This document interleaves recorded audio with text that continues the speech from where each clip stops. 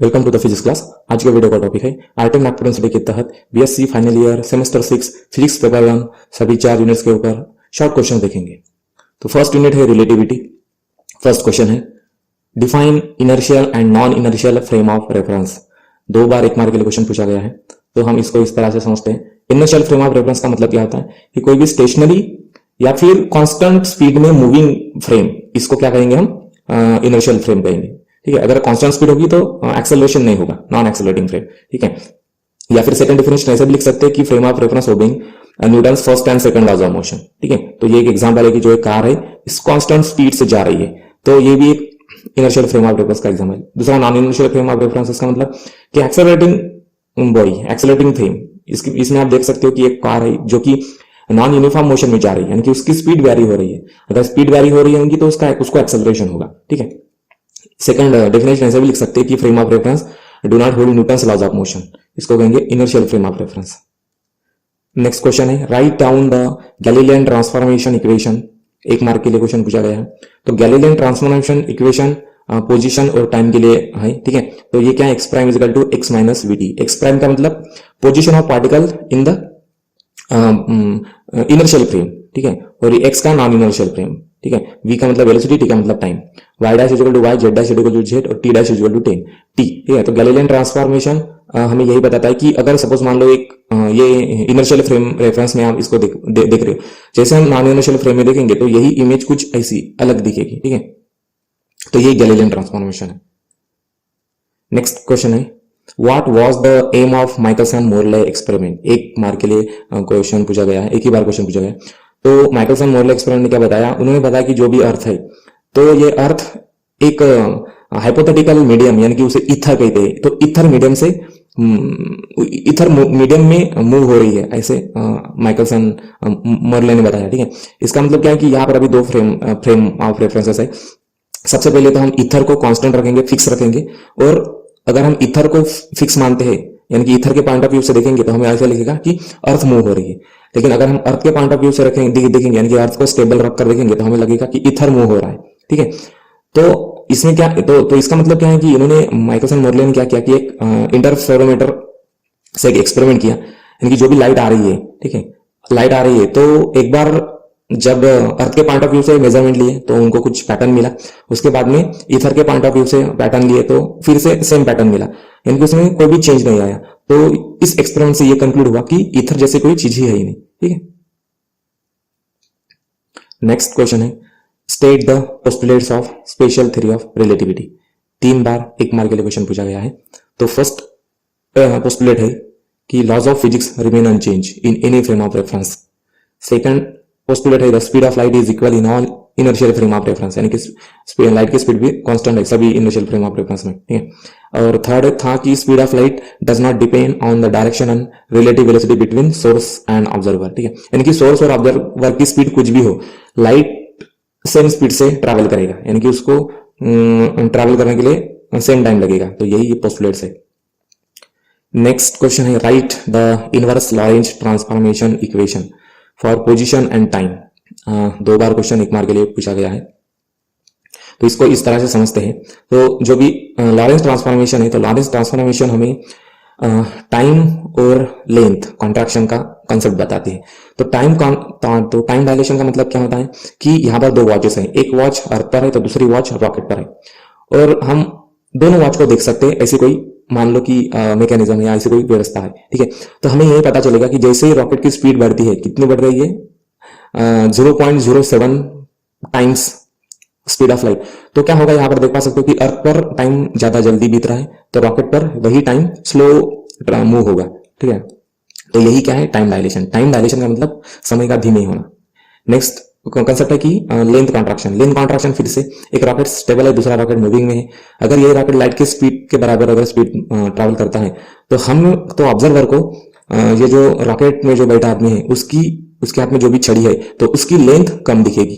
ठीक है, तो आप यहाँ पर देख पा सकते हो, जैसे ही एक बॉल है, बॉल की स्पीड 0 है तो हमें प्रॉपर उसका शेप दिख रहा है, लेकिन जैसे उसकी स्पीड लाइट के कंपेयर में बढ़ती है 0.87 times the speed of light, तो उसकी जो ये लेंथ है, ठीक है, तो ये अब धीरे धीरे कम हो रही है, और जैसे ही स्पीड लाइट के बराबर होगी तो एकदम ये स्ट्रेट लाइन हो जाएगी। ठीक है।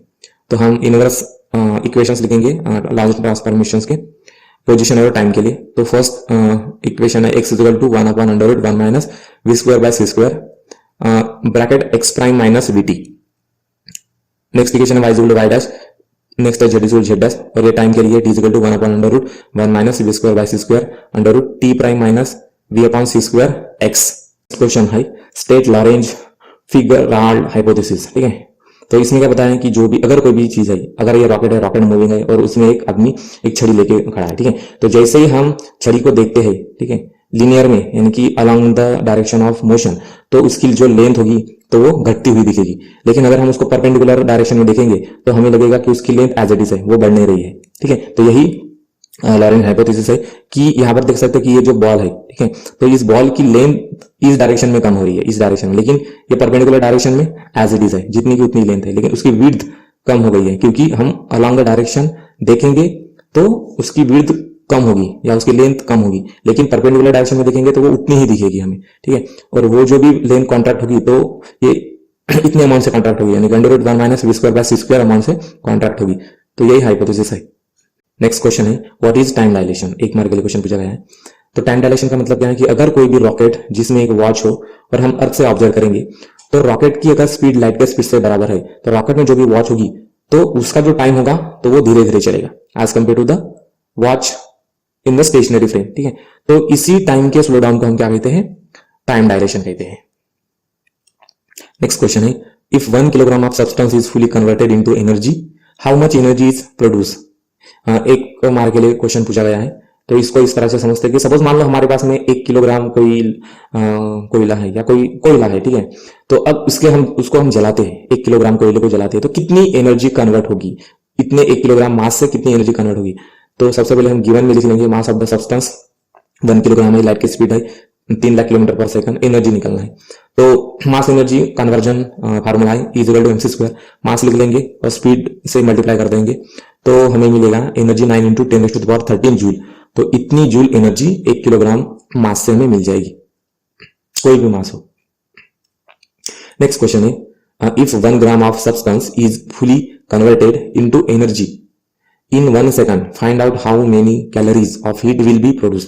ठीक है, तो जो प्रीवियस एग्जांपल देखा था तो उसी तरह का क्वेश्चन है, लेकिन इसमें क्या कहा गया है कि जो भी एनर्जी अब प्रोड्यूस हो रही है तो यही एनर्जी कितनी हीट जनरेट करेगी in the form of heat, calorie के फॉर्म में यानी आंसर इसका निकालना है। ठीक है, जो कि हमने जूल में निकाला था, जूल को हमको कैलोरी में कन्वर्ट करना है।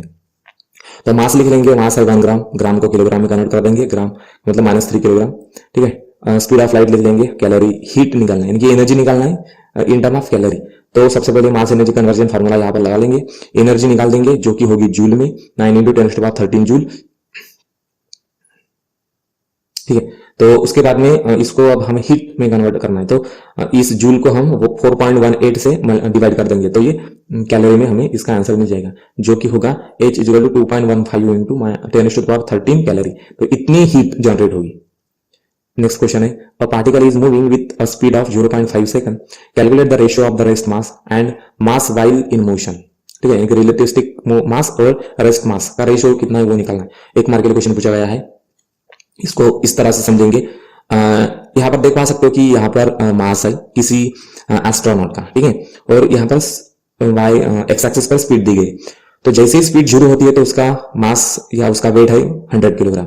जैसे ही एस्ट्रोनॉट की स्पीड बढ़ने लगती है, ठीक है, with respect to speed of light यानी कि लाइट के स्पीड के कंपेयर में, तो जैसे जैसे लाइट एस्ट्रोनॉट की स्पीड बढ़ेगी वैसे वैसे उसका मास भी बढ़ता जाएगा। और जैसे ही स्पीड लाइट के स्पीड के बराबर होगी, एस्ट्रोनॉट की स्पीड लाइट के स्पीड के बराबर होगी, तो उसका मास डायरेक्टली इनफाइनाइट हो जाएगा, इतना ज्यादा बढ़ जाएगा। ठीक है, तो सबसे पहले गिवन में लिख लेंगे speed of particle 0.5 second, ratio निकालना है m0 डिवाइडेड बाई m0 का मतलब रेस्ट मास। रेस्ट मास मतलब जब पार्टिकल रेस्ट में होगा यानी कि उसकी स्पीड 0 होगी तब, और m मतलब रिलेटिविस्टिक मास यानी कि जब उसकी स्पीड होगी तब का मास। तो हमारे पास में रिलेटिविस्टिक मास का formula m equal to m0 divided by √1 minus v square by c square. तो अब m डिवाइडेड बाय m0 निकालना है, तो ये जो डिनोमिनेटर है इसको राइट हैंड साइड लेके जाएंगे और m को लेफ्ट हैंड साइड के डिनोमिनेटर में लाएंगे, तो m0 डिवाइडेड बाय m होगा। अब m0 डिवाइडेड बाय m, इसमें वेलोसिटी की वैल्यू लिख देंगे, इसे सॉल्व कर देंगे, तो हमें m0 डिवाइडेड बाय m की वैल्यू मिलेगी √0.75। नेक्स्ट क्वेश्चन है, a rod of length 1 meter is moving with velocity 0.8 c speed of light relative to a laboratory. What will be the length as measured by observer of the laboratory? एक rod की length दी गई है जो कि 0.8 times speed of light इतने speed से move हो रहा है, तो लेंथ में क्या चेंजेस होंगे, यानी कि लेंथ बढ़ेगी या घटेगी, ये हमें निकालना है। तो as according to the length contraction Lorentz principle, ठीक है, तो ये क्या बताता है हमें कि जब भी कोई भी बॉडी या कोई भी चीज लाइट के स्पीड से चलती है तो उसकी लेंथ क्या होती है, कॉन्ट्रैक्ट होती है। तो यही अब हमें इसमें निकालना है, वो कितनी कॉन्ट्रैक्ट होगी, कितनी परसेंट। तो सबसे पहले गिवन में लिख लेंगे स्पीड ऑफ पार्टिकल 0.8 c है, रेस्ट लेंथ लिख लेंगे 1 मीटर है, रिलेटिविस्टिक लेंथ निकालना है। तो रिलेटिविस्टिक लेंथ निकालने का फार्मूला L = L0 √ 1 - v²/c²। इसमें वैल्यूज पुट कर देंगे और इसे सॉल्व कर देंगे। तो यहाँ पर हमें मिलेगा L की वैल्यू यानी कि कॉन्ट्रैक्टेड लेंथ जो कि कम हो रही है, देखो कितनी हो रही है लेंथ 0.6 L, यानी कि जो ओरिजिनल लेंथ थी उसके 0.6 टाइम्स वो कम हो गई है, ठीक है। यानी कि अगर ये L की जगह पर 1 लिखते हैं तो उसकी फाइनल लेंथ कितनी होगी 0.6, यानी कि जैसे कि पहले की लेंथ थी वो 1 मीटर, तो फिर जब भी वही length of the particle move travel करेगी लाइट के स्पीड के 0.8 टाइम्स, तो उसकी लेंथ जो होगी वो होगी अब 60 सेंटीमीटर या 0.6 मीटर। नेक्स्ट क्वेश्चन है, why material particle can not move with the velocity of light. एक मार्क के लिए क्वेश्चन पूछा गया है, क्योंकि क्या होता है कि जब भी कोई पार्टिकल लाइट के स्पीड से चलता है, तो जब भी वो लाइट के स्पीड को अटेन करता है तो उसका जो मास होता है तो वो इन्फिनिटी तक चला जाता है, यानी कि इन्फिनिटली बढ़ जाता है। इसलिए क्या होता है कि कोई भी पार्टिकल लाइट के स्पीड के बराबर नहीं मूव हो सकता, ठीक है। नेक्स्ट क्वेश्चन है, what would be the speed of particle so that its mass is double of its rest mass, ठीक है। तो स्पीड कितनी होगी ताकि उसका मास डबल होना चाहिए। तो सबसे पहले गिवन में लिख लेंगे डेटा, रिलेटिविस्टिक मास है कितना है, फाइनल मास 2 टाइम्स होना चाहिए रेस्ट मास से, तो स्पीड कितनी होगी। तो रिलेटिविस्टिक मास का हमारे पास में फार्मूला m = m0 / √1 - v²/c²। तो इसमें m0/m लिखा। उसके बाद में m यानी कि ये जो रिलेटिविस्टिक मास कितना होगा 2 टाइम्स रेस्ट मास, तो यहाँ पर 2m0 लिख लिया। उसके बाद में हम इसको m0 कैंसिल होगा तो 1/2 मिलेगा, √1 - v²/c²। अभी अंडर रूट हटाना है तो स्क्वायर कर देना पड़ेगा ऑन द बोथ साइड, तो 1/4 होगा इक्वल टू 1 - v²/c² होगा। अब v²/c² निकालना है, तो v²/c² को ये नेगेटिव में है तो इसे लेफ्ट साइड लेके जाएंगे और 1/4 को राइट साइड लेके जाएंगे, तो 1 - 1/4 होगा। 1 - 1/4 का मतलब ये देखो, इसको इस तरह से सॉल्व करेंगे, 4 × 1 4 -1 डिवाइडेड बाई 4, तो 3 डिवाइडेड बाई 4, तो v²/c² की वैल्यू होगी 3 डिवाइडेड बाई 4। नेक्स्ट इसे सॉल्व करेंगे तो इसका भी अंडर रूट लेंगे तो v/c मिलेगा √3/4। अब इसे सॉल्व करेंगे अंडर रूट 3/4 को, तो मिलेगा 0.86, तो वेलोसिटी कितनी होगी 0.86 टाइम स्पीड ऑफ लाइट, ठीक है। तो अगर कोई भी मास, कोई भी particle 0.86 times speed of light इतने स्पीड से अगर वो ट्रैवल करेगा तो उसका मास जो होगा रेस्ट मास वो डबल हो जाएगा। नेक्स्ट क्वेश्चन है, show that a particle moving with velocity of light has a 0 rest mass. तो अभी हमें सबसे पहले गिवन में लिख लेंगे स्पीड ऑफ पार्टिकल कितनी है, स्पीड ऑफ लाइट है ना, speed of particle speed of light, relativistic mass कितना होना चाहिए m के बराबर, ठीक है। तो रेस्ट मास कितना होगा वो निकालना है, तो इसके लिए formula we have relativistic mass m = m0 √ 1 - v²/c²। तो अब इस फार्मूले में हमें रिलेटिविस्टिक मास है वो m एज इट इज है, ठीक है। स्पीड कितनी है v की जगह पे c लिख लेंगे, यहाँ पर c² 1 होगा, √1 - 1 0, √0 का मतलब 0, ठीक है। तो रेस्ट मास कितना होगा 0, इसलिए लाइट का मास जो होता है वो 0 होता है, रेस्ट मास 0 होता है, ठीक है। तो इसलिए लाइट के स्पीड से उतनी हाई स्पीड से वो चल सकता है, ठीक है। लेकिन अगर कोई भी पार्टिकल लाइट के स्पीड से चलेगा तो उसका रेस्ट मास कितना होना चाहिए, अल्टीमेटली 0 ही होना चाहिए तभी। नेक्स्ट यूनिट है यूनिट 2 न्यूक्लियर फिजिक्स। तो इसका फर्स्ट क्वेश्चन है, which is more atomic binding energy और न्यूक्लियर बाइंडिंग एनर्जी। एक मार्क के लिए क्वेश्चन पूछा गया है, तो हम इस एग्जांपल से समझते हैं। Atomic binding energy, nuclear binding energy का मतलब क्या है कि न्यूक्लियस को सेपरेट करने के लिए इनटू इट्स न्यूक्लियस, यानी कि जिस मटेरियल से वो बना है न्यूक्लियस, यानी कि न्यूक्लियस से बना हुआ है, तो न्यूक्लियस को न्यूक्लियस में ब्रेक करेंगे तो हमें बाइंडिंग एनर्जी मिल जाएगी, ठीक है। तो ये जो बाइंडिंग एनर्जी होती है तो ये जनरली मिलियन इलेक्ट्रॉन वोल्ट्स में मेजर की जाती है। और एटॉमिक बाइंडिंग एनर्जी का मतलब the amount of energy required to remove electrons from the outer most shell, ठीक है, यानी कि आउटर मोस्ट शेल से इलेक्ट्रॉन्स निकाल देंगे तो वो एटॉमिक बाइंडिंग एनर्जी हो जाएगी, ठीक है। तो ये जो एटॉमिक बाइंडिंग एनर्जी होती है तो ये जनरली इलेक्ट्रॉन वोल्ट में हम मेजर करते हैं, ठीक है। मिलियन का मतलब लाख, ठीक है, यानी कि 10⁶। तो देयरफॉर इस एग्जांपल से हमें ये पता चलता है कि न्यूक्लियर बाइंडिंग एनर्जी होगी वो बहुत ज्यादा होगी as compare to the atomic binding energy. Next question है define packing fraction. Packing fraction का मतलब क्या है? तो पैकिंग फ्रैक्शन का मतलब है mass defect per unit nucleons. तो मास डिफेक्ट का मतलब क्या है? मास डिफेक्ट का मतलब सपोज एक एग्जांपल से समझते हैं, ये है न्यूक्लियस, हेलियम का न्यूक्लियस है। अब हेलियम के न्यूक्लियस में 2 प्रोटॉन रहेंगे और 2 न्यूट्रॉन रहेंगे, ठीक है, 2 प्रोटॉन और 2 न्यूट्रॉन यानी कि एक हेलियम न्यूक्लियस। अब एक हेलियम न्यूक्लियस का हम मास वेट करेंगे तो हमें मिलेगा 4.00260 यू। यू का मतलब एटॉमिक मास यूनिट, ठीक है। अगर वही सिंगल प्रोटॉन्स, 2 सेपरेट प्रोटॉन्स लेते हैं और 2 सेपरेट न्यूट्रॉन्स लेते हैं, यानी कि 4 न्यूक्लियॉन्स हो गए, 4 न्यूक्लियॉन्स का वेट करते हैं इंडिविजुअली और इनको ऐड करते हैं तो हमें मिलेगा 4.03188 AMU, यानी कि एटॉमिक मास यूनिट। अब ये जो डिफरेंस हम देखते हैं तो हमें क्या पता चलता है कि अगर हम न्यूक्लियंस का वेट सेपरेटली करते हैं तो इनका वेट बढ़ता है। यही न्यूक्लियस अगर इकट्ठा न्यूक्लियस बनाते हैं तो इसका वेट कम होता है, ठीक है। तो यही जो मास डिफेक्ट आ रहा है, यानी कि मास में जो भी चेंज आ रहा है, इसी मास डिफेक्ट, यही मास डिफेक्ट पर न्यूक्लियन, यानी कि मास डिफेक्ट पर हर एक न्यूक्लियस में जो भी होगा, so that is called the packing fraction, ठीक है। यानी कि कितना पैक कर रहा है कोई भी न्यूक्लियस, कितना कंट्रीब्यूट कर रहा है मास डिफेक्ट में, ठीक है। नेक्स्ट क्वेश्चन है what is Q value of nuclear reaction. एक मार्क के लिए क्वेश्चन पूछा गया है तो इसका हम इस तरह से समझते हैं। न्यूक्लियर क्यू वैल्यू का मतलब क्या है कि जब भी न्यूक्लियर रिएक्शन होती है, न्यूक्लियर रिएक्शन का मतलब अगर न्यूक्लियस स्प्लिट होता है 2 भागों में तो वहां से भी एनर्जी इमिट आउट होती है, ठीक है। So that energy to split nucleus is called as the Q value. या फिर जब 2 छोटे लाइट न्यूक्लियाई जुड़ जाते हैं और उसमें से जो भी एनर्जी इमिट आउट होती है, so that is again Q value of nuclear reaction. तो हम इसे इस तरह से लिख सकते हैं कि it is the total energy release और absorb in the nuclear reaction, ठीक है। तो यही इसी को क्यू वैल्यू कहेंगे। क्यू वैल्यू कैसे निकालते हैं? यहाँ से E Y kinetic energy of the product plus kinetic energy of the emergent particle, यानी कि स्प्लिट करने के बाद में जो भी पार्टिकल मिल रहे हैं, इमिट हो रहे हैं, ठीक है, उनकी kinetic energy minus kinetic energy of the incident particle, ठीक है। तो इसी को हम क्या कहेंगे? Q value. नेक्स्ट क्वेश्चन है what are fission fragments. Fission fragments का मतलब क्या होता है? कि फिजन फ्रैगमेंट्स का मतलब होता है एक यूरेनियम न्यूक्लियस है, जैसे ही न्यूट्रॉन इसके ऊपर कोलाइड करता है तो क्रिप्टॉन और बैरियम मिलते हैं, ठीक है, और न्यूट्रॉन्स मिलते हैं। तो यही क्रिप्टॉन और बैरियम क्या है? फिजनेबल फ्रैगमेंट्स है, ठीक है। तो in the nuclear fission reaction heavy nucleus cause to disintegrate into 2 light nuclei and this product nuclear are called the fission fragment, ठीक है। तो ये क्रिप्टॉन और बैरियम यही फिजन फ्रैगमेंट्स है। नेक्स्ट क्वेश्चन है what is chain reaction. Chain reaction क्या है? एक मार्क के लिए फिर से क्वेश्चन है। आप इसमें देख सकते हो कि एक यूरेनियम है, यूरेनियम पर जब न्यूट्रॉन कोलाइड करता है तो ये क्रिप्टॉन और बैरियम 2 भाग में इसको डिवाइड करता है और डिवाइड करने के बाद फिर से ये 3 न्यूट्रॉन्स को इमिट करता है हर एक रिएक्शन। ये 3 न्यूट्रॉन्स, फिर ये 3 न्यूट्रॉन्स बाकी और दूसरे न्यूक्लियर यूरेनियम के न्यूक्लियस के ऊपर में टकराते हैं और ऐसे ही ये जो आपकी रिएक्शन है यूरेनियम की स्प्लिटिंग ये कंटिन्यू चलती रहती है, ठीक है। इसी को क्या कहते हैं? हम चेन रिएक्शन कहते हैं। नेक्स्ट क्वेश्चन है name the component of a nuclear reactor.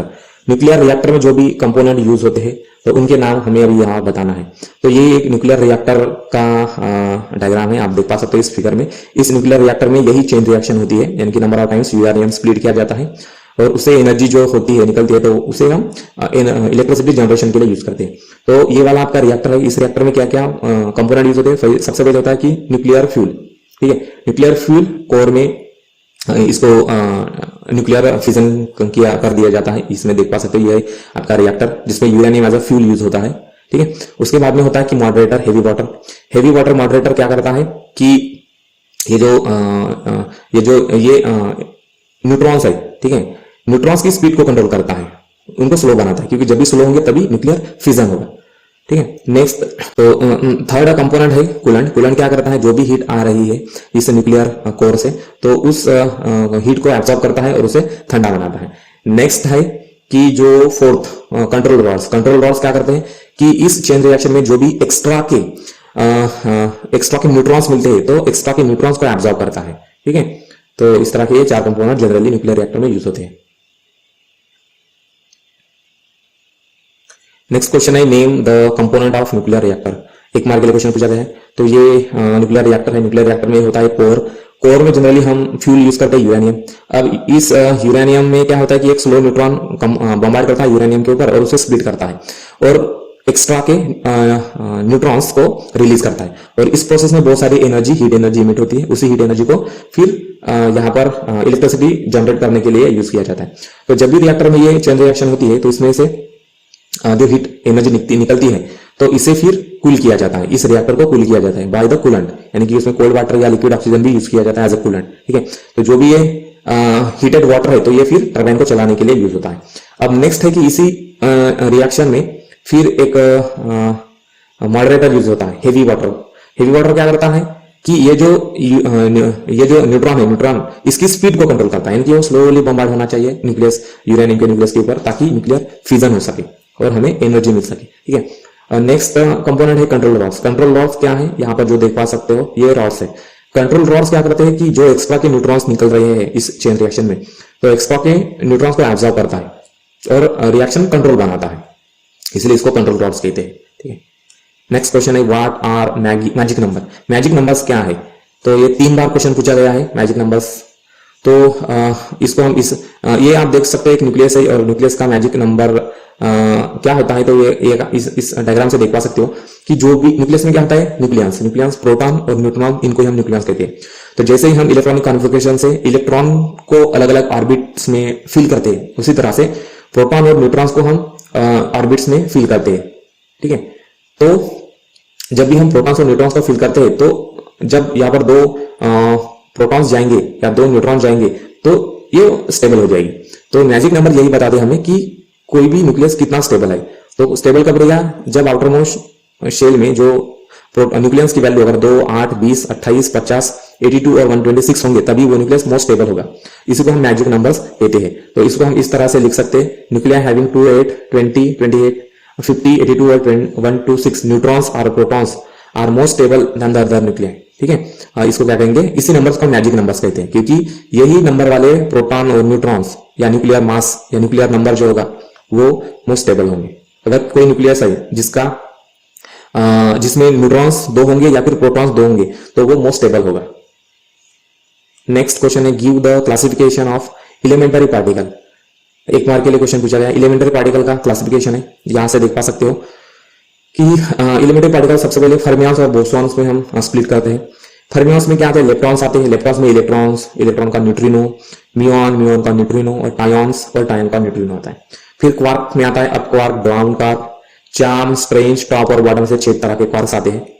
इन्हीं क्वार्क्स से प्रोटॉन और न्यूट्रॉन्स बनते हैं। ठीक है, फिर बोसॉन में की साइड आते हैं तो गेज, बोसॉन इसमें आते हैं ग्लूऑन, ठीक है, जो कि स्ट्रॉन्ग फोर्स को पैदा करता है। फिर होता है फोटॉन जो कि इलेक्ट्रोमैग्नेटिक रेडिएशन को जन्म देता है। फिर आता है वीक बोसॉन, ये जो वीक बोसॉन आता है। और फिर ग्रेविटॉन यानी कि ये ग्रेविटेशनल फील्ड को जनरेट करता है। ठीक है, इट इज सोर्स होता है, ये सोर्स पार्टिकल है ग्रेविटेशनल फील्ड का।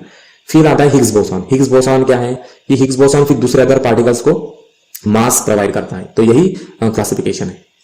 नेक्स्ट है compute the energy of 1 atomic mass unit in electron volt. एक मार्क के लिए क्वेश्चन है, तो गिवन में लिख लेंगे एक एटॉमिक मास यूनिट का मतलब मास लिख लेंगे 1.66 इंटू 10⁻27 किलोग्राम का मतलब 1 एटॉमिक मास यूनिट, यानी कि एक एटम का मास इतना होगा 1.66 इंटू 10⁻27 किलोग्राम। ठीक है, एक एटम का मास मतलब एक प्रोटॉन का मास।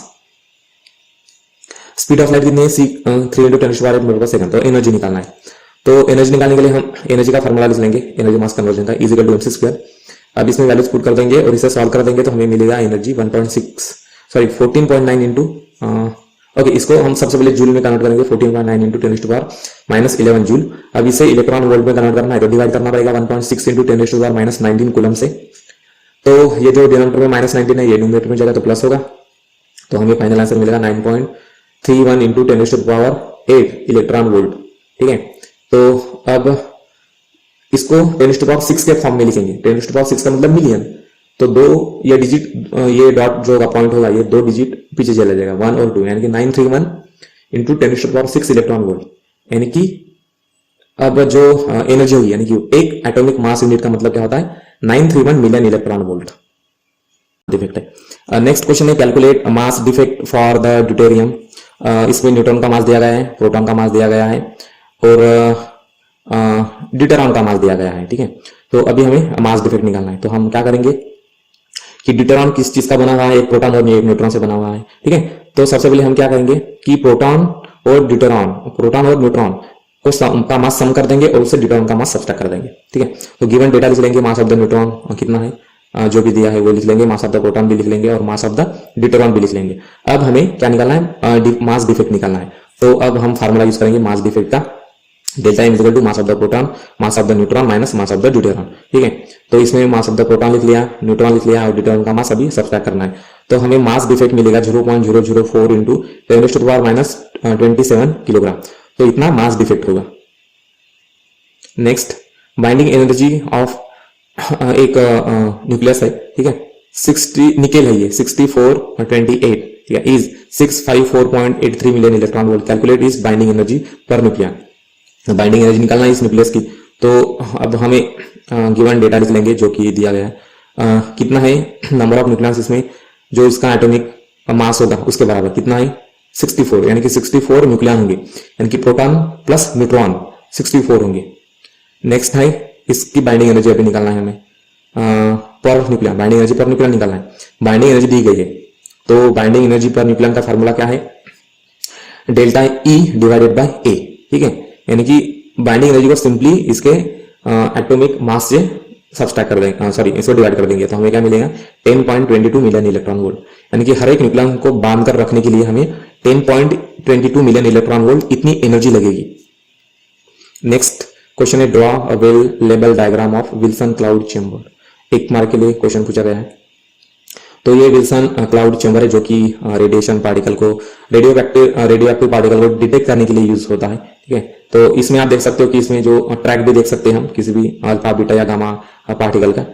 तो इसमें क्या होता है, एक बॉक्स है, ठीक है, इसके अंदर में एक ये ग्लास है और ये पिस्टन है, ठीक है, और इसमें एक वॉल है, वैक्यूम वॉल है और ये वाटर है। तो जैसे वैक्यूम वॉल से हम इसका प्रेशर मेंटेन करते हैं, तो ये जो पिस्टन होगा ये इसकी हाइट कम ज्यादा होगी, ठीक है, और इसमें सैचुरेशन हो जाएगा, आ जाएगा। जैसे सैचुरेशन आता है तो फिर जो भी रेडियोएक्टिव पार्टिकल्स होते हैं इनको अलाउ करते हैं एंटर होने को। जैसे एंटर होते हैं तो फिर हम कैमरा से इसकी फोटो निकाल देते हैं और हमें इसका एक फोटोग्राफ मिलता है जिसमें हम पार्टिकल का जो ट्रैक है वो हम स्टडी कर सकते हैं। नेक्स्ट क्वेश्चन है, state the name of any 2 instruments which are used to detect nuclear radiation.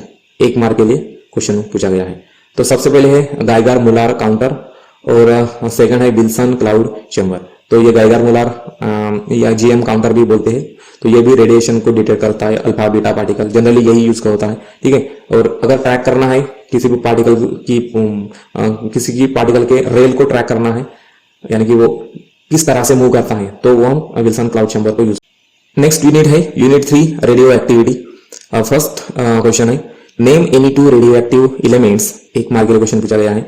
तो ये जो पीरियोडिक टेबल है तो रेडियो एक्टिव एलिमेंट्स हमने हाईलाइट की है, ये सारे रेडियो एक्टिव एलिमेंट्स है। तो इसमें से जनरली हम जो फैमिलियर है ये है यूरेनियम और थोरियम, जो कि ये जो न्यूक्लियर रिएक्टर्स होते हैं जिसमें न्यूक्लियर फिजन की रिएक्शन कराकर एनर्जी को इमिट आउट किया जाता है और उससे उसी हीट एनर्जी को हम फिर इलेक्ट्रिसिटी में कन्वर्ट करते हैं, ठीक है। नेक्स्ट क्वेश्चन है, draw a diagram and define alpha particle tunneling. 2 बार 1 मार्क के लिए क्वेश्चन पूछा गया। तो अल्फा पार्टिकल टनलिंग का मतलब क्या होता है कि ये देखो, ये जो वॉल दिख रही है तो ये है आपकी पोटेंशियल वॉल, ये न्यूक्लियस के अंदर का सिनेरियो है, ठीक है। तो ये सीन है न्यूक्लियस के अंदर का, ये है आपका अल्फा पार्टिकल। तो अल्फा पार्टिकल की जो एनर्जी होगी तो वो बहुत कम होती है एनर्जी, ठीक है, इस बैरियर से भी कम होती है। इसका मतलब क्या है कि इस बैरियर को क्रॉस करना है तो अल्फा पार्टिकल के पास में बहुत ज्यादा एनर्जी चाहिए, इस बैरियर से भी ज्यादा एनर्जी चाहिए, ठीक है, तभी ये इससे पार हो जाएगा, इससे लीक हो जाएगा। लेकिन क्या होता है कि क्वांटम लेवल पर ये जो पार्टिकल है आपका, ये क्वांटम पार्टिकल है, तो ये नंबर ऑफ टाइम्स इससे टकराता है, इस वॉल से टकराता है। तो फिर क्या होता है कि नंबर ऑफ टाइम्स टकराने के बाद में ऐसी प्रोबेबिलिटी आ जाती है कि ये जो पार्टिकल है ये इससे लीक हो जाता है in the form of wave leak हो सकती है, पार्टिकल लीक नहीं हो सकता, ठीक है। तो इसी को हम क्या कहते हैं, अल्फा पार्टिकल टनलिंग कहते हैं। नेक्स्ट क्वेश्चन है, व्हाट इज टनलिंग। तो वो अल्फा पार्टिकल टनलिंग था और ये सिर्फ टनलिंग है। तो दोनों की डेफिनेशन एक जैसे है, ये भी 3 बार क्वेश्चन पूछा गया है। तो जो प्रीवियस हमने डेफिनेशन एक्सप्लेन किया था उसी तरह से आप इसको भी एक्सप्लेन कर सकते हो कि जब भी ये पार्टिकल जबकि इस अल्फा पार्टिकल की जो एनर्जी होती है, काइनेटिक एनर्जी, इस बैरियर पोटेंशियल से कम होती है, फिर भी ये इस बैरियर पोटेंशियल से लीक हो जाता है। ठीक है, तो इसी को हम क्या कहते हैं, अल्फा पार्टिकल टनलिंग कहते हैं या टनलिंग कहते हैं। नेक्स्ट क्वेश्चन है state two properties of alpha ray. Alpha ray के दो प्रॉपर्टीज बताना है, एक मार्क के लिए क्वेश्चन पूछा गया। अल्फा पार्टिकल का मतलब क्या है कि ये हेलियम न्यूक्लियस है। इसमें देख पा सकते हैं कि एक भी इलेक्ट्रॉन रिवॉल्व नहीं कर रहा है, यानी कि अगर हेलियम एटम है, हेलियम एटम में चार जितने भी न्यूक्लियस होंगे, दो न्यूक्लियस होंगे, सॉरी इलेक्ट्रॉन्स होंगे, दो इलेक्ट्रॉन्स, दोनों इलेक्ट्रॉन्स को हम निकाल देंगे तो वो हेलियम न्यूक्लियस बन जाएगा। ये charge particle helium nucleus, positive charge होता है इसका, ठीक है। फिर ये जो अल्फा पार्टिकल होता है, अल्फा पार्टिकल को भी हेलियम बोल सकते हैं, अब हेलियम न्यूक्लियस बोल सकते हैं। अल्फा पार्टिकल का जो पेनिट्रेशन होता है तो वो कम होता है, ठीक है, ज्यादा अंदर तक वो नहीं जा सकते, पास नहीं कर सकते। नेक्स्ट क्या होता है कि ये जो अल्फा पार्टिकल होते हैं, अगर इनको इलेक्ट्रिक या मैग्नेटिक फील्ड में से पास करते हैं तो ये क्या होते हैं, इसमें आप देख पा सकते हो कि इनका जो पाथ है ये अफेक्ट कर रहा है, यानी कि पैराबोला पाथ फॉलो कर रहा है, ठीक है। फिर अगर अल्फा पार्टिकल को हम किसी गैस में से पास करेंगे तो उस गैस को वो आयनाइज करेंगे। आयनाइज का मतलब इलेक्ट्रॉन्स को सेपरेट आउट करता है, इलेक्ट्रॉन बाहर निकल के आ गया तो एटम को पॉजिटिव चार्ज मिलता है, तो इसी को हम आयनाइजेशन कहते हैं। नेक्स्ट क्वेश्चन है state Geiger Newton law and right relation. दो बार एक मार्क के लिए क्वेश्चन पूछा गया है। तो गाइगर न्यूटन लॉ क्या है, ये हमें बताता है कि रिलेशन बताता है, किसका रिलेशन, रेंज। रेंज का मतलब ये जो पार्टिकल्स है, तो ये जो पार्टिकल्स है कि कितनी दूरी तक ट्रैवल कर सकते हैं एयर में से, इसको क्या कहेंगे हम, रेंज कहेंगे। तो इस रेंज, ये जो रेंज होती है अल्फा पार्टिकल की या कोई भी पार्टिकल की, ठीक है, तो ये डिसइंटीग्रेशन से क्या रिलेशन होता है इनका। डिसइंटीग्रेशन का मतलब किसी भी चीज का कम होना, यानी कि टाइम के साथ में वो चीज धीरे धीरे कम होती है, इसी को हम डिसइंटीग्रेशन कहते हैं। ये न्यूक्लियस डिसइंटीग्रेट हो रहा है, ठीक है। तो ये रिलेशन बताया है log of lambda is equal to a plus b, constant है लॉग ऑफ r, r का मतलब रेंज, तो यही रिलेशन है। नेक्स्ट क्वेश्चन है define end point energy of beta ray. 4 बार एक मार्क के लिए क्वेश्चन पूछा गया, तो ये इंपॉर्टेंट क्वेश्चन है। तो ये आपका बीटा पार्टिकल का स्पेक्ट्रम है, ठीक है। तो यहां से हम देख सकते हैं कि हाईएस्ट एनर्जी कितनी है, मैक्सिमम एनर्जी लिमिट कितनी है। सो उसी मैक्सिमम एनर्जी लिमिट को एंड पॉइंट कहते हैं, and point energy of the beta रे, यानी कि यहां तक बीटा रे की एनर्जी हो सकती है। नेक्स्ट क्वेश्चन है right 3 different modes of beta decay. Beta decay के 3 कौन से मोड्स है, तो यहाँ पर 3 मोड्स है। पहला है इलेक्ट्रॉन इमिशन, इसमें क्या होता है कि इलेक्ट्रॉन इमिट होता है इस प्रोसेस में, ठीक है। सेकंड होता है पॉजिट्रॉन इमिशन, यानी कि इसमें क्या होता है कि पॉजिट्रॉन यानी कि प्रोटॉन पार्टिकल्स इमिट होता है, ठीक है। और थर्ड है आपका इलेक्ट्रॉन कैप्चर। इलेक्ट्रॉन कैप्चर में क्या होता है कि जो न्यूक्लियस होता है तो खुद को स्टेबल बनाने के लिए, अगर सपोज मान लो कि न्यूक्लियस में प्रोटॉन्स, एक्स्ट्रा के प्रोटॉन्स है, तो उन प्रोटॉन्स को फिर स्टेबल करने के लिए या उसका एक्स्ट्रा एक्सेस चार्ज न्यूट्रल करने के लिए फिर आउटर मोस्ट यानी कि जो इनर मोस्ट इलेक्ट्रॉन होता है न्यूक्लियस के सबसे नजदीक का इलेक्ट्रॉन्स, उसे वो कैप्चर कर लेता है। और अब इलेक्ट्रॉन को कैप्चर करेगा तो प्रोटॉन और इलेक्ट्रॉन दोनों न्यूट्रलाइज कर देंगे और वो खुद को स्टेबल बनाता है। नेक्स्ट क्वेश्चन है right any one nuclear reaction which shows emission of gamma ray. एक मार्क के लिए क्वेश्चन पूछा गया एक ही बार। तो आपको न्यूक्लियर रिएक्शन बतानी है। ये कोबाल्ट है 2760, निकेल देगा 2860 और गामा रेडिएशन को इमिट करेगा, ठीक है। तो नेक्स्ट क्वेश्चन है what is a gamma decay. Gamma decay क्या है, तो गामा डीके का मतलब क्या होता है कि जब भी कोई पैरेंट न्यूक्लियस होता है, एक न्यूक्लियस है, ठीक है, उसमें से अगर देखो gamma decay, suddenly gamma decay होता नहीं। उस गामा डीके होने के लिए सबसे पहले अल्फा या बीटा डीके होना बहुत जरूरी है। तो सबसे पहले क्या होता है, एक पैरेंट न्यूक्लियस होता है तो उसमें से अल्फा पार्टिकल या बीटा पार्टिकल इमिट होता है। उसके बाद में जो न्यूक्लियस होता है तो वो अनस्टेबल होता है या एक्साइटेड स्टेट में चला जाता है, लेकिन उसको स्टेबल होने के लिए वो फिर से कुछ एनर्जी को इमिट करता है फॉर द स्टेबिलिटी। तो उसी एक्सेस एनर्जी को, इमिटेड एनर्जी को हम क्या कहते हैं, गामा रेडिएशन। और जैसे गामा रेडिएशन इमिट होता है तो न्यूक्लियस खुद को स्टेबल बनाता है। नेक्स्ट क्वेश्चन है state the properties of gamma ray. Gamma ray के प्रॉपर्टीज बताओ। एक बार के लिए क्वेश्चन एक बार पूछा है। गामा रेदार इलेक्ट्रोमैग्नेटिक रेडिएशन है जिनकी एनर्जी बहुत ज्यादा होती है, हाई एनर्जेटिक होते हैं। इवन गामा रेडिएशन हमारे डीएनए डीएनए को भी डिफेक्ट कर सकते हैं, अफेक्ट कर सकते हैं, ठीक है। गामा रेडिएशन जो होते हैं, यहाँ भी इससे देख सकते हो कि इनका पेनिट्रेशन कितना है। तो ये पेपर को भी क्रॉस कर सकते हैं, एल्यूमिनियम के शीट को भी ये क्रॉस कर सकते हैं, ठीक है। तो इतने ज्यादा पेनिट्रेटिंग होते हैं। लेकिन ये लेड जो होता है तो लेड के शीट को ये क्रॉस नहीं कर सकते, ठीक है। फिर यहाँ पर है कि ये जो गामा रेडिएशन है, अगर ये इलेक्ट्रोमैग्नेटिक रेडिएशन में आप रखते हैं तो इसका उस पर कोई फर्क नहीं गिरता है क्योंकि न्यूट्रल होते हैं।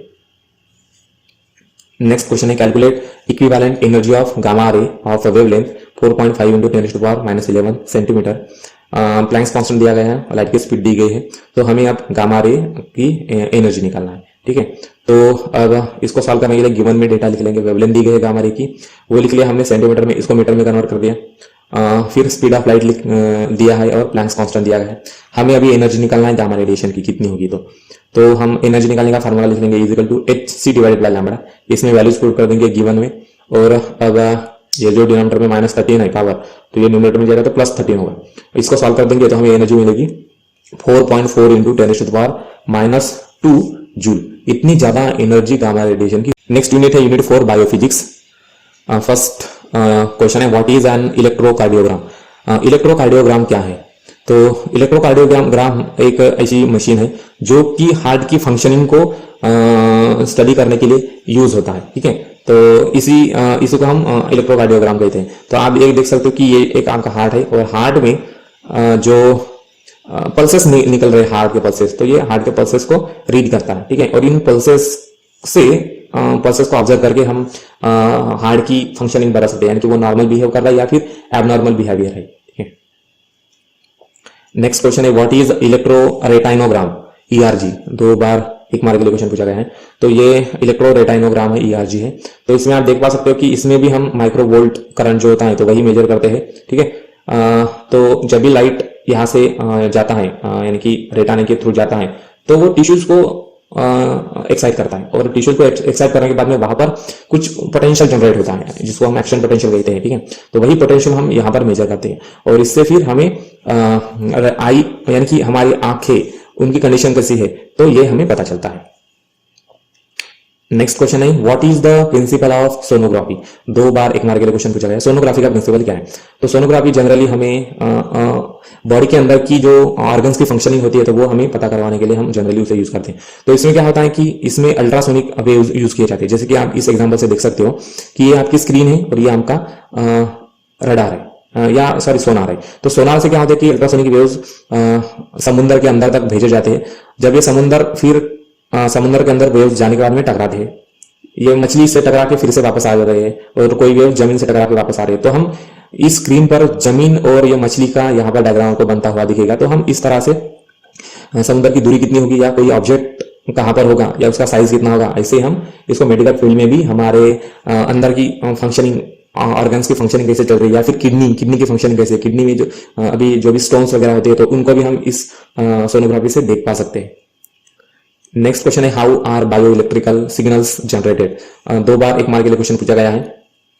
तो ये इलेक्ट्रिकल सिग्नल जो होते हैं वो किस तरह से जनरेट होते हैं? तो एक्चुअली क्या होता है कि हमारी बॉडी जो होती है वो सेल से बनी हुई होती है, ठीक है।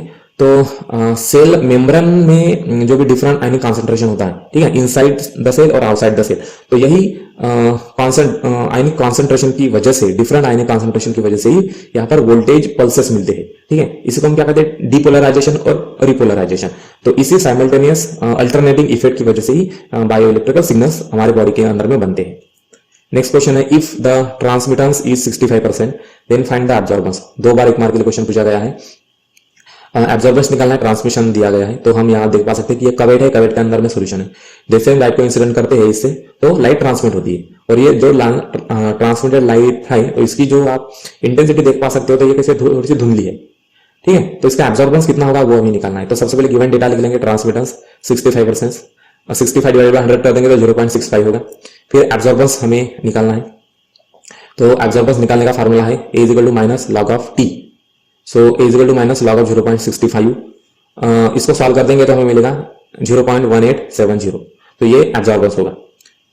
नेक्स्ट क्वेश्चन है if the transmittance is 0.2 find the absorbance. 3 bar question पूछा गया है 1 मार्क के लिए, तो इसमें भी एब्जॉर्बेंस निकालना है। तो सबसे पहले गिवन में लिख लेंगे ट्रांसमिटेंस गिवन है 0.2, एब्जॉर्बेंस निकालना है तो फार्मूला लिख लेंगे। वी हैव एब्जॉर्बेंस का formula minus log of T. इसमें ट्रांसमिटेंस की वैल्यू पुट कर देंगे और इसको सॉल्व कर देंगे तो हमें एब्जॉर्बेंस मिलेगा 0.699, ठीक है। तो नेक्स्ट क्वेश्चन है what are action potential of human body. 1 mark के लिए 1 ही बार क्वेश्चन पूछा गया है। तो एक्शन पोटेंशियल क्या होता है? तो जब भी सेल को हम एक्साइट करते हैं तो जो मेम्ब्रेन होता है तो वो एक्साइटेड हो जाता है, ठीक है। और वो क्या करता है कि पोलैरिटी को चेंज करता है अपने सेल के अंदर में और सेल के बाहर की पोलैरिटी, दोनों को अल्टरनेटली चेंज करता है। और इसी अल्टरनेट चेंज, पोलैरिटी चेंज होने से क्या होता है कि इसमें पोटेंशियल जनरेट होता है। तो इसी को क्या कहते हैं? हम एक्शन पोटेंशियल कहते हैं। नेक्स्ट क्वेश्चन है state Lambert bears law. Lambert bears law क्या है?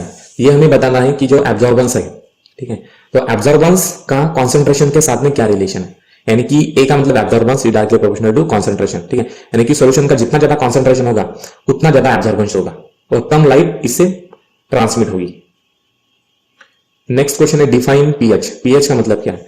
इस चार्ट में आप देख पा सकते हो कि पीएच हमें क्या बताता है, जनरली एसिडिक और बेसिक नेचर बताता है, यानी कि जैसे कि एसिड्स होते हैं, है ना, और जैसे कि मान लो कि लेमन एसिडिक नेचर है तो उसका पीएच क्या होगा, यहां से देखता हो तो जो बैटरी में जो एसिड यूज होता है, या दारू, वाइन या लेमन जूस, ये सब एसिडिक नेचर है क्योंकि इनका पीएच ज्यादा होता है, ठीक है। इनका पीएच जो होता है वो ये 2, 3, 4 यानी कि 7 के नीचे अगर पीएच होगा इसका, ठीक है। पीएच का मतलब हाइड्रोजन आयन कॉन्सेंट्रेशन, अगर हाइड्रोजन आयन कॉन्सेंट्रेशन 7 के नीचे होगा तो हम ऐसे सॉल्यूशन को एसिडिक कहेंगे। अगर 7 होगा तो वो न्यूट्रल होगा। 7 के ऊपर में जितने भी सॉल्यूशंस होंगे तो वो बेसिक कहेंगे, यानी कि उनका अगर पीएच यानी कि हाइड्रोजन आयन कॉन्सेंट्रेशन 7 के ऊपर में होगा 14 तक, तो वो बेस कहेंगे, जैसे कि सोप हो गया, ठीक है, बेकिंग सोडा हो गया, तो ये सारे बेसिक नेचर है। नेक्स्ट क्वेश्चन है what is the principle of centrifuge, ठीक है, एक मार के लिए एक ही बार क्वेश्चन पूछा है। सेंट्रीफ्यूज का प्रिंसिपल क्या है? तो क्या होता है कि ये जो आप ट्यूब्स देख रहे हो इन ट्यूब्स में सोल्यूशन भरा जाता है, ठीक है, और इनको जोर से घुमाया जाता है। अब जोर से घुमाने से क्या होगा कि ड्यू टू सेंट्रीफ्यूज फोर्स, तो जो सोल्यूशन में जो भी मिक्सचर हमने डिजोल्व किया है तो वो अभी बॉटम में बैठ जाएगा सेंट्रीफ्यूगल फोर्स के कारण, ठीक है, और वो सोल्यूशन से सेपरेट होगा, तो यही प्रिंसिपल है। नेक्स्ट क्वेश्चन है the radial distance of particle from the axis of rotation is 22 centimetre and RPM speed, ठीक है, रोटेशन पर minute speed of rotor is 3500, find the relative centrifugal force. अब रिलेटिव सेंट्रीफ्यूगल फोर्स हमें निकालना है, तो सबसे पहले हम गिवन डेटा लिख लेंगे। क्या है? रेडियल डिस्टेंस दिया गया है पार्टिकल का 22 सेंटीमीटर है, आरपीएम दिया गया है 3500, रिलेटिव सेंट्रीफ्यूगल फोर्स निकालना है। तो रिलेटिव सेंट्रीफ्यूगल फोर्स का फार्मूला यूज कर देंगे F = 11.18 into R into N divided by 1000 whole square. अब इसमें एन की वैल्यू और आर की वैल्यू पुट कर देंगे और इसे सॉल्व कर देंगे। सॉल्व करने के बाद में हमें रिलेटिव सेंट्रीफ्यूगल फोर्स मिलेगा 3013.0.1 जी यूनिट।